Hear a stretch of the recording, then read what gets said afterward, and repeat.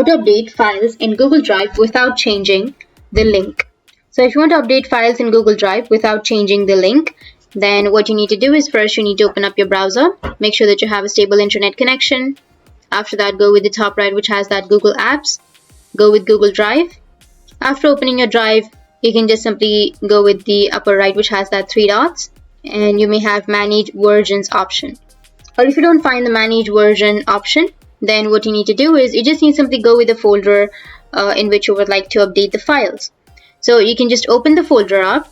After opening the folder, you can remove the files that you have on this folder and then add new files in the same folder.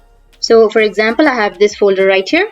So under this folder, you need to just go with add or new, go with file upload, and then upload something. Like for example, I'll go with this one, go with open, and it will be uploaded. And now if the other person taps on that link, then they will be redirected to this folder and they will have the new versions or new files that you've uploaded on that folder.